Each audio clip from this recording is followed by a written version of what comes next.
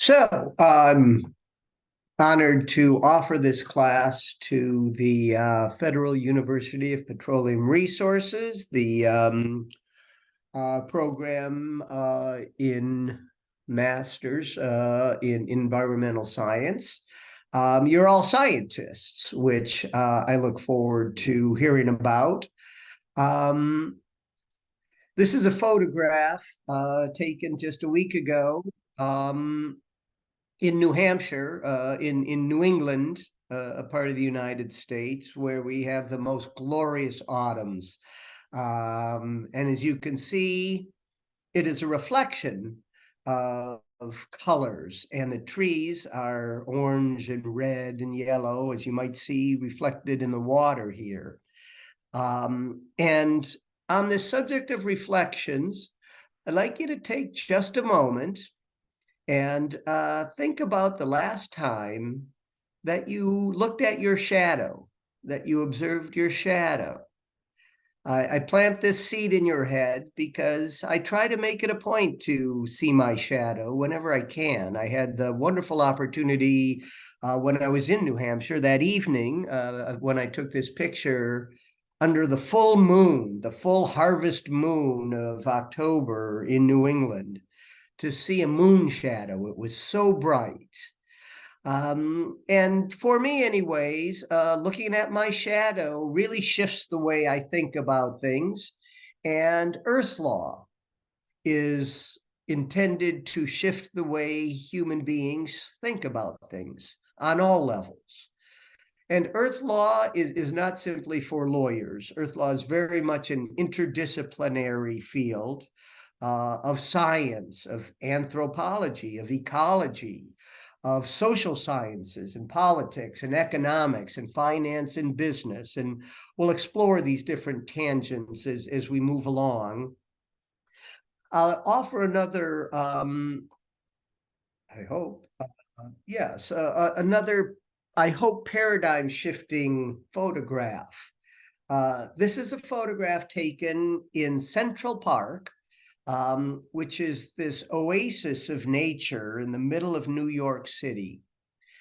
And I ask you to look at this photograph and think about, is this nature? Certainly in the foreground, what we see is this pond and the tree and the geology. In the background, we see the sky. But in the middle, what we see is steel and glass and concrete. Is that nature? As a lawyer, I can argue, I think, persuasively both sides, yes and no. And I'll ask you to think about a beaver. Beavers are known for making dams, which is both a very destructive process. They chew down the trees with their teeth, and then they dam up the river. And in doing so, they destroy the flow of the river. And for some beings, it's very damaging. For fish, they're much more susceptible to being caught by the fish and the beaver themselves and the other prey that eat the fish.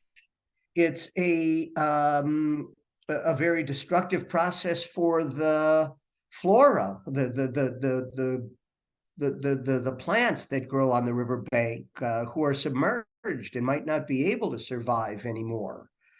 But it's a very creative process as well, because it might bring new birds into the ecosystem to feed on the fish who are more easily captured. And it might bring additional fish into the ecosystem, and new fauna might grow, and new flora might flourish. So what we know about the beaver, which certainly we would call a beaver dam nature and a part of a natural process, is both destructive and constructive.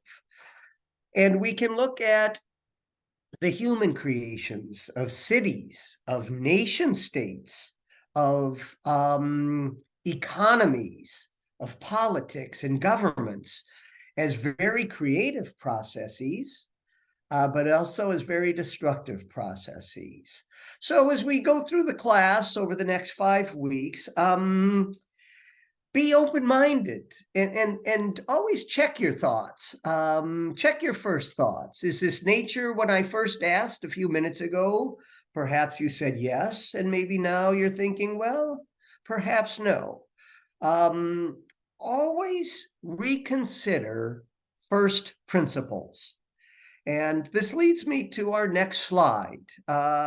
We live in the world of ego. We live in a world of anthropocentrism.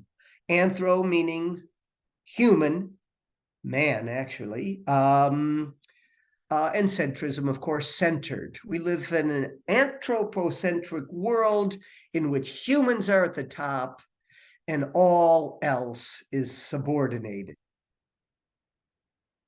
All else is subjected to humans as subject, and all else is objects. We, Earth law, those who abide by these Earth law principles, seek to transform the world from an era which in geologic terms has been classified as the Anthropocene, again, the epoch of humans, of mankind, of humankind. And in geological terms, what constitutes an epoch is revealed in the layers of the earth itself. And hundreds, thousands, millions of years from now, if one looks at the layers of the earth, we will see the steel and the concrete and the glass and the contamination and the death and destruction that we've brought to our earth. The next era, and epochs are periods of tens or hundreds of thousands of years. Eras are periods of millions, of tens of millions, and hundreds of millions of years. We are moving away from the Cenozoic era, which began 65 million years ago with the extinction of the dinosaurs, into an Ecozoic era.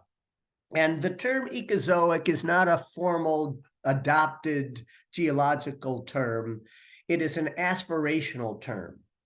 And what it means to ecozoans, those of us who will live in this Ecozoic era, is it's an era in which it is centered on the Earth community.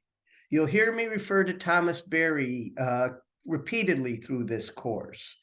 And he was perhaps the first to describe himself as an ecozoan. And in the Ecozoic era, it is not humankind at the top of a pyramid. It is not humankind that has subjectivity, and all others of the Earth community are our objects. In the Ecozoic era, we will live as a community of subjects, interdependent upon each other. And I would like to just be a little bit more expansive than these graphics show. What you see are mostly animals. You'll see the toadstool or the mushroom here in the middle. And I want to make it clear that, to me anyways, the subjects of the Ecozoic community is certainly not just animals, and it's not just the plants, it's not just the fungi or the viruses or the bacteria, but it includes other beings. And beings is anything that exists. The verb to be simply means to exist. And the beings include oceans and mountains and rivers and the soils and the wind and the seasons. All of the beings, I believe, have spirit. And when I speak about spirit, I speak about that existence from which we've all evolved. If we turn back time 4 billion years, science tells us that the universe was created with a big bang. It was stardust.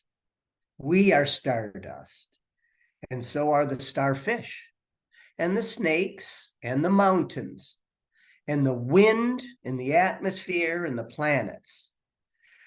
In an ecozoic era, we will all recognize ourselves of the same community. And within the universe, there is the community of Earth. And that brings us back to Earth law. So I'd like to,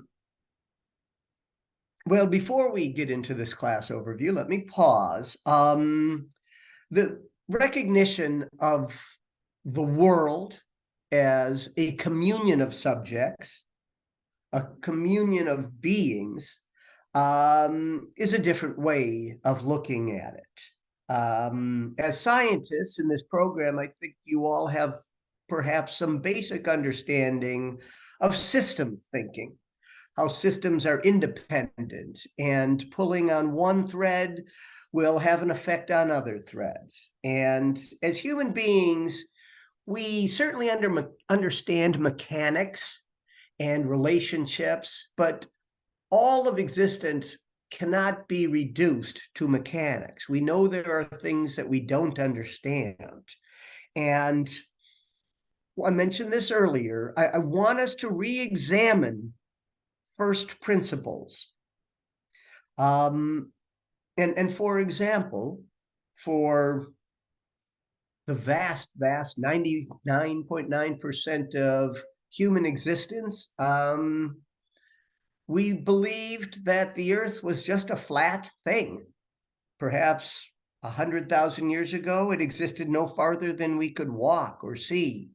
But up until 500 years ago, the world was simply a concept, the Earth, that was flat. And then Magellan sailed around the world, and a few human beings came to understand that it wasn't flat.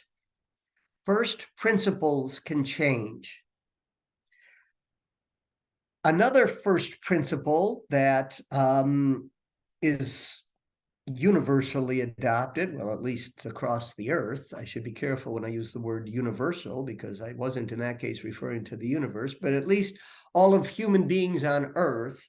We live in systems that are governed by governments. And governance, as we understand it today, arose from social contract theory. And social contract theory was developed during the Enlightenment. And Hobbes and Jean-Jacques Rousseau were two of the principal explorers of this concept of social theory. And the first principle of social theory is that humankind will be more fruitful in living on this planet if we live in a system of governance by which humankind gives up some of its freedom in exchange for the security and the protection and the other benefits of government. We've followed these rules of social contract theory to draw lines on a map to create nation states. These aren't real things. And I'll share an observation by one of the first space explorers, a Soviet cosmonaut. And when they were up in orbit, in near Earth orbit, looking down at the globe, he had this shocking revelation that there's no lines that divide North America, Mexico from the United States, from Canada in North America. There are no lines that separate Nigeria from Benin or South Africa or Ghana in Africa. These are human constructs. They're not real. Something else that is no more real is the idea of a global economy. And I'd like to stop talking for a moment and open the floor to everyone to engage in a little exercise. I'll call it the what if exercise. And we're not going to answer the questions what if, but I'd like you each to pose a question that pulls at one of these first principles. So as I've said, what if there were no global economy? Imagine that. And Dafe, I'll turn to you first, and I'd like you to frame a sentence. What if there were no, and you fill in the blank, and finish your thoughts with imagine that. So I don't know if I can take you off mute, but please take yourself off mute and share with our class, what if blank, imagine that.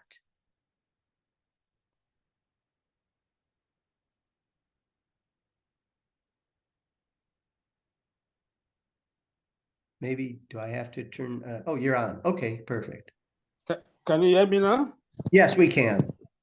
Yeah, your question is as you said, suppose there was no.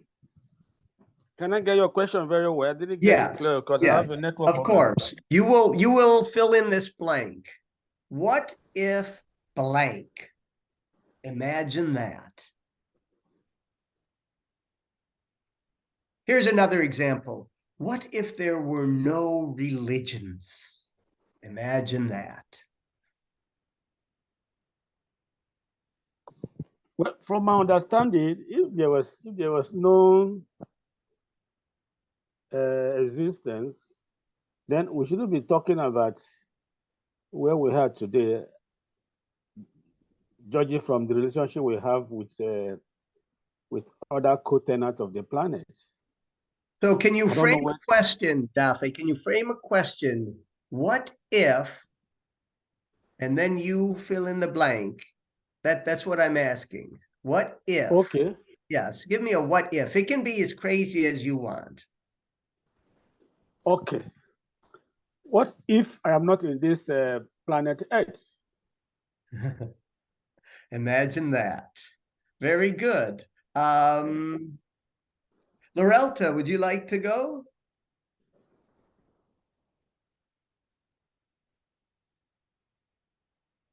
Yeah. So what if there are no individual governments where they were living as one big community? No individual, one big community living together. Very good. Jesse, how about you? Yes. What if there were no calendars, like to measure time? Imagine that. Jevi, did I pronounce your name right? Yeah, that's correct. I just even sent it in the chat. What if there are no tribes or racial divide? Because essentially we have the same blood running through us. Imagine that. Anthony.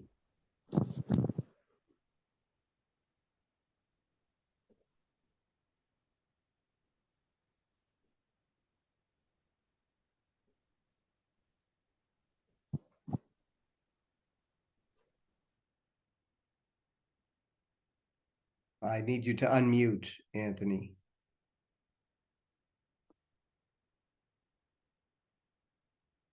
Yeah, okay, what I've asked is if there were no mega cities. Imagine that. Sandra? Did you hear me? What you Yes, if there were no major cities. Yes. What if there were no environmental disasters? Imagine that. Okay. Very good. And do I have everyone? 18? Did I pronounce that right? Yes, Mr. Tony, good day to you. What if there is no environmental pollution, no cars, no buses, no vehicles polluting our environment? Imagine that. Thank you. I think that's everyone. Let me look at the list here. Yes. Well,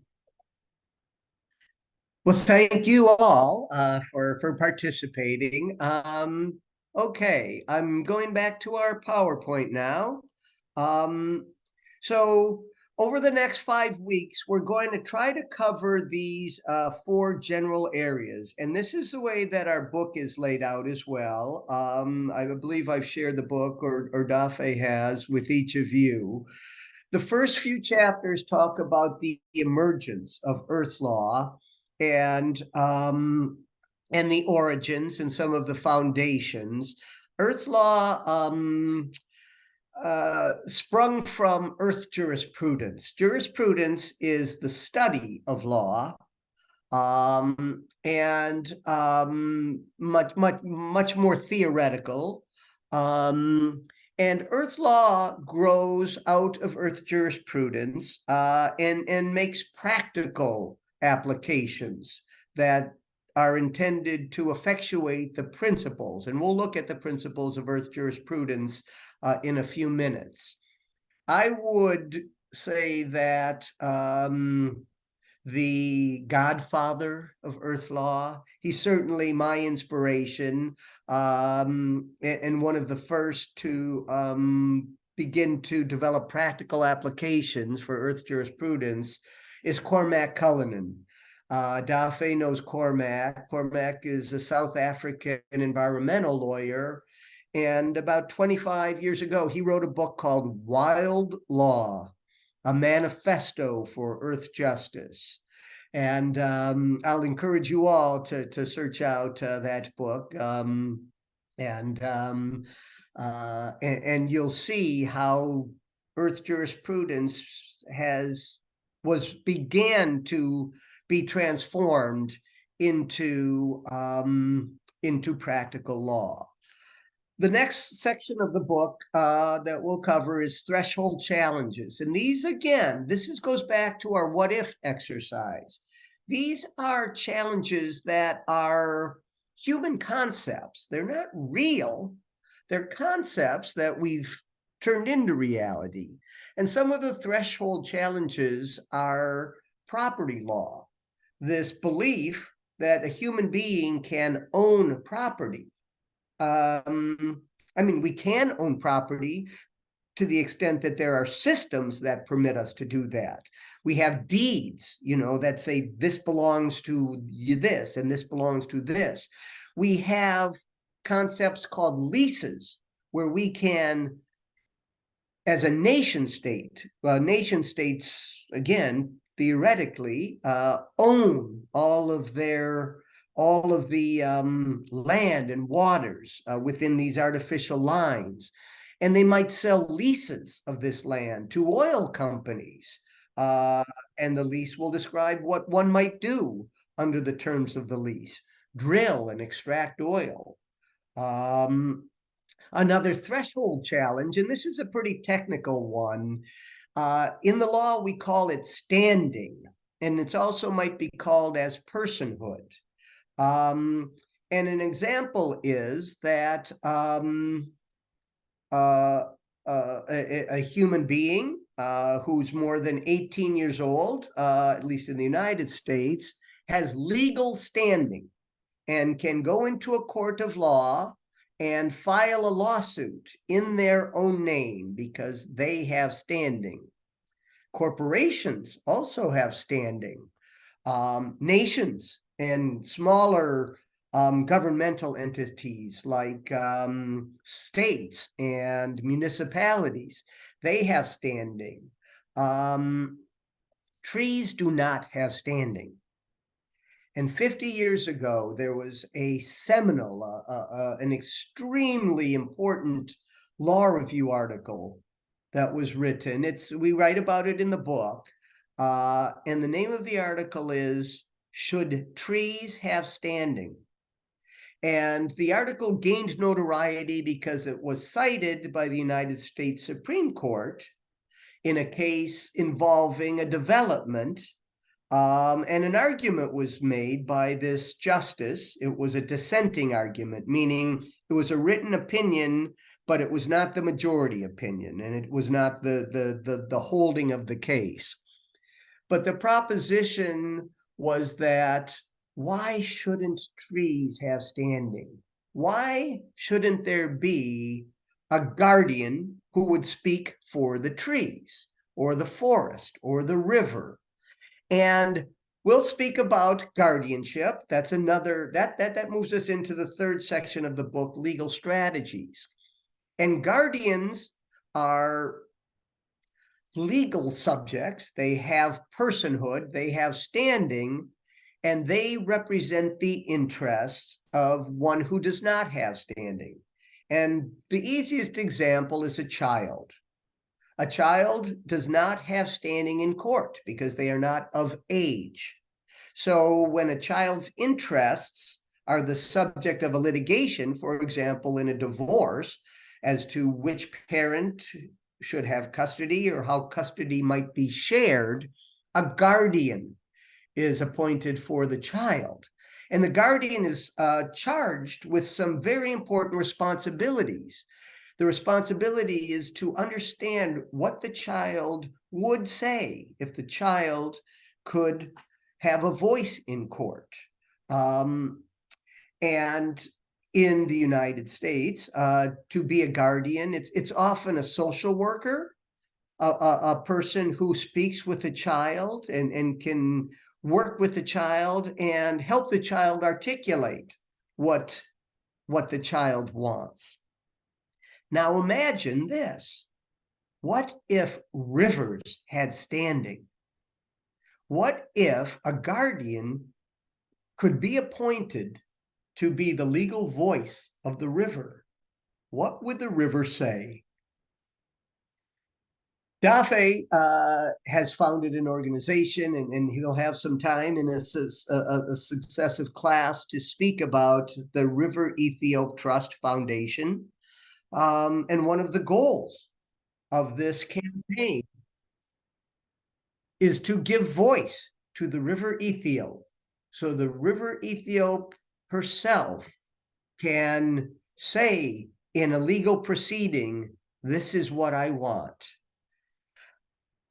We're moving then from threshold challenges to legal strategies. Guardianship is one of them. Some of the other litigation strategy are rights of nature, rights for future generations, indigenous legalities. And this is a very, very interesting subject because indigenous wisdom did not work based on a theory of rights and duties. Indigenous wisdom worked based on this understanding of relationship. And there are both rights-based legal systems, and there remain in some indigenous communities relationship-based legal systems. So this is another strategy that we will investigate. And then the book concludes with 10 chapters, a global survey of Earth law through Latin America and Europe and Asia and Africa. And we'll focus, I think, in one of our classes on some litigation strategies that give rights to rivers, which has been done in New Zealand, in India, in Colombia, to some extent in very small communities in the United States. So we'll talk about some litigation strategies that have worked and some that have not worked in giving rights for rivers. Let me move along here. So we'll start with the emergence of Earth law. And it begins by asking this question: why has modern environmental law failed to stem the degradation of Earth's capacity to sustain human life? And when I refer to modern environmental law, it is regulations. It is, in the United States, we have a Clean Air Act and a Clean Water Act and an Endangered Species Act, which give legal avenues to theoretically protect the air and the waters and the animals and the plants as well. They're protected by the Endangered Species Act. The problem with all modern environmental law is that it makes pollution legal. If I'm able to obtain a permit to discharge my waste into the river from the government, I can legally pollute the river. If I can obtain a lease from the government to extract oil or mine for gold or lithium or rare earth minerals, I am doing something that's horribly destructive, but it's legal. A brilliant lawyer, Gustav Speth, was a founder of a very important organization in the United States, an organization of hundreds of lawyers who seek to protect nature and internationally. And what Gus wrote is here, that the environmental movement, which began 50 years ago with these regulations intended to protect nature, it's grown in strength and sophistication, but the environment has continued to deteriorate. How serious is this threat? All we have to do to destroy the planet's climate and biota and leave a ruined world to our children and grandchildren is to keep doing exactly what we're doing today. But, of course, human activities are not holding at current level. They are accelerating dramatically.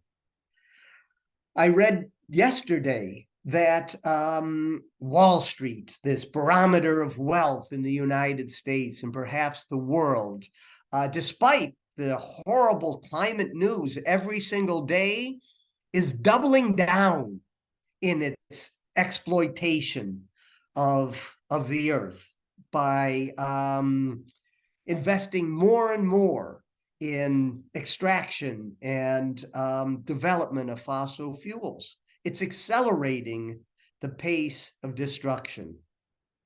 Where is this disconnect?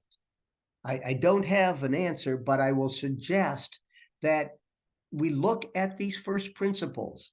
We look at this belief that we must have a world economy, and this world economy must have oil to continue to develop. So let's take a moment and look at these principles of Earth jurisprudence. Oh, I'm sorry that my, oh gosh, my slide doesn't have all 10 of them. This is something that I would like you to take some time before next week and just orient yourself to this different sort of paradigmatic thinking.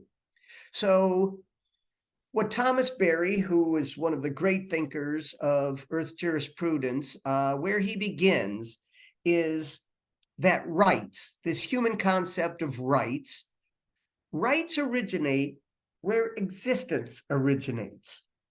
If something exists, whether it is a human being or an antelope or a river or a bioregion, it has a right to exist. The next principle of Earth jurisprudence is that there is no context for anything, certainly not for the Earth and all that the Earth has created outside of the universe. the universe itself is self-reliant. It is the only thing that can continue to exist without dependence on anything else, at least as far as we know. It's self-reliant in its being, and it is self-normative in its activities. And this is where I'll stop. And as I said, I'd like you to look at these over the course of the next week. The universe is composed of subjects with subjectivity, with beingness, to be communed with by human beings. The universe is not composed of the human being, where all other beings are simply objects to be used. And as a subject, each component of the universe has inherent rights. We also refer to intrinsic rights, the rights that exist simply because a being exists. So, stepping back a little bit, the origins of Earth law. Earth law is both a departure from environmental law and a new context for its extension. Legal systems evolved from localized customary laws in indigenous communities that were spread all over the earth to a modern Western legal system that now very much monopolizes the earth. And in that legal system, human beings are separate from the rest of nature. And this is called the ontology of separation. And it is fundamentally a belief that humans, of course, we understand we evolved from nature, but it is this view of the world, that we are at the top, that nature is a pyramid and all else is below. To break through this ontology of separation requires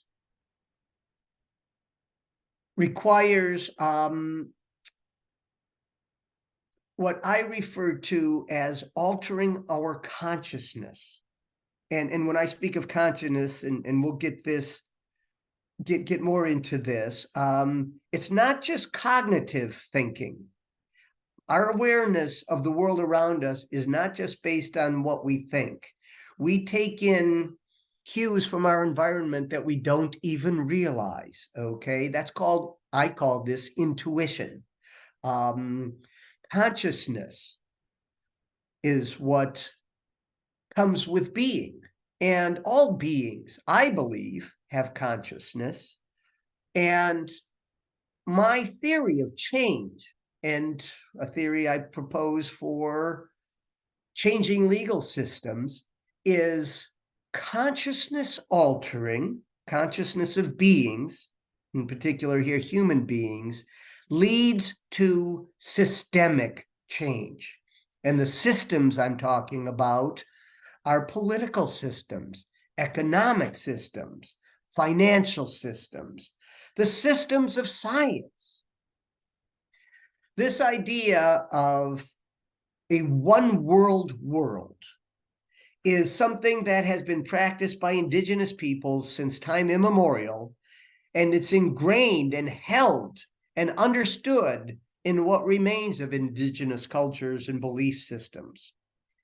And Earth law approaches, which will reorient human beings to this one world, which will break down the ontology of separation, include the public trust doctrine. And the public trust doctrine is a legal doctrine that goes back to Roman times and maybe earlier. And it's certainly, although not described, but it's certainly embedded in indigenous legalities. It's a belief that we human beings, and in particular our governments, the public, owe a duty to the present beings on this planet, as well as the future, as well as posterity, to hold in trust the clean air, the waters, the vast array of nature.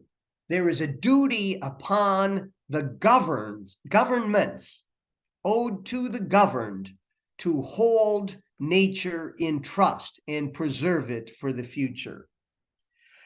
There are rights-based legal movements that we'll talk about, such as rights of nature and rights of future generation.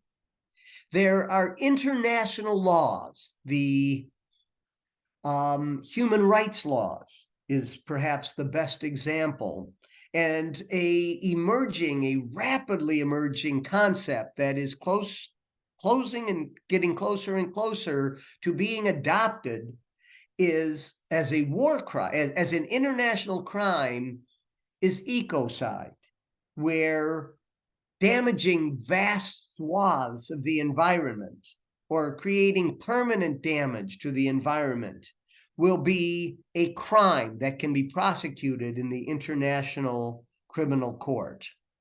I've mentioned indigenous legalities as an Earth Law approach. Ecocentric governances will talk about nature conscious governance in a corporate setting and how corporate beings may come to act differently if we bring into the boardrooms board directors who represent nature. Some of the conceptual, well, we've covered this to some extent, some of the conceptual frameworks of Earth Law. So I'm going to skip this slide because we're running short on time. I show you this, and I hope it brings to mind your assignment to look at your shadow and think about this. I was actually took this picture after for 15 or 20 minutes playing a game. I expect you've all played some version of this, maybe not since you were children, called hide and seek. And this is a place in the United States called the Continental Divide. And it runs along the spine of the mountain range called the Rocky Mountains. And I was driving up into this, into these mountains, and I was on the west side of the mountain, excuse me, I was on the east side of the mountain, and the sun had set behind the mountain.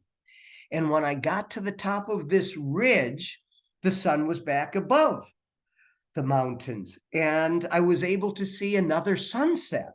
I mean, how miraculous is that? To see more than one sunset in a day. And if I asked you before this class, is it possible to see sunset more than once a day? I expect you'd say no. Well, now I think you realize we can see more than one sunset a day. And I can say, yes, on this day, which was a September day in 2021, the sun set many times, and I was playing hide and seek with the sun, and I was running up and down the ridges to see how many times I could see the sun and then hide from the sun. It was really an inspiring game, and I encourage you to play. Play is a way in which, again, we snap out of our typical way of thinking, this analytical mindset. Play games. We started this class by playing a what-if game. Playing is something that, sadly, we think is largely reserved for childhood. And of course, it shouldn't be. We've touched a bit on this, property law and standing and guardianship. We've touched a bit on the Earth Law litigation strategies. I'll speak just for a moment on transforming the law. We did mention how modern environmental law permits, it legalizes pollution and deforestation and degradation and all these horrible extraction practices. Treating anything that is not against the law as acceptable is unsuitable for Earth Law. Transforming the law for earth law purposes means inculcating the legal system and also larger society with a richer sense of the commons. That's what we were talking about when I mentioned the public trust doctrine, the commons, and of rights and of duties, and to reform this way of thinking to make it more relational.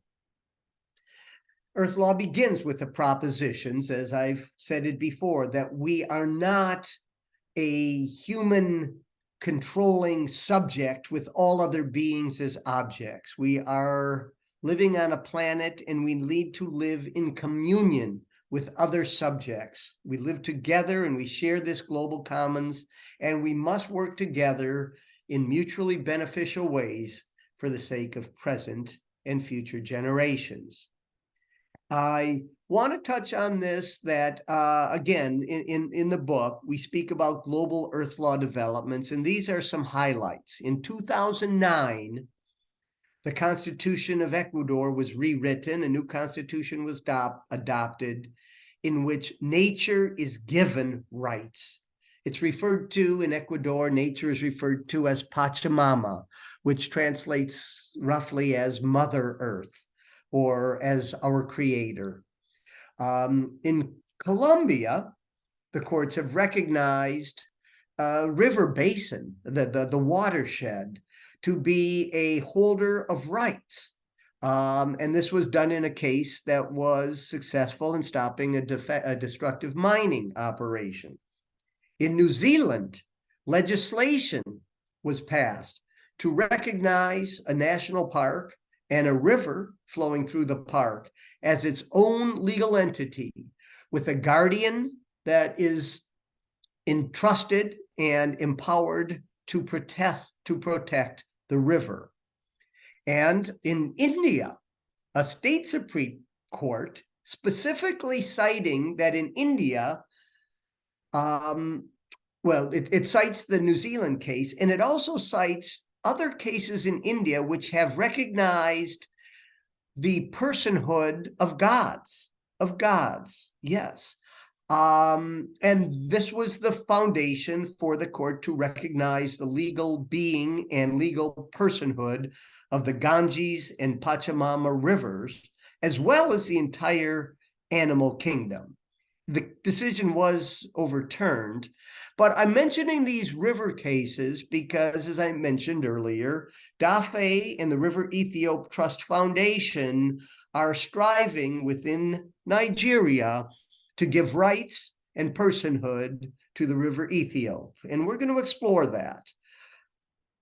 There is a nice map of the River Ethiop. I've mentioned indigenous legalities, and we'll delve into that in one of our subsequent classes. I've shared with you all the book, and this is the other assignment I'd like to leave you with for next week. I'd like you to think about how law and legal systems, and feel free to think about your national legal system in Nigeria, or perhaps the international legal systems, perhaps, the international financial systems or economic systems. Ask, how do they constrain us, and how might we be set free? So, thank you very much. I am shocked that I have finished right on time. I don't know if that's ever happened before, so I feel pretty good about it. That is great. That is great. And Dafe, let me turn it over to you to conclude our class. Well, Tony, we cannot thank you enough.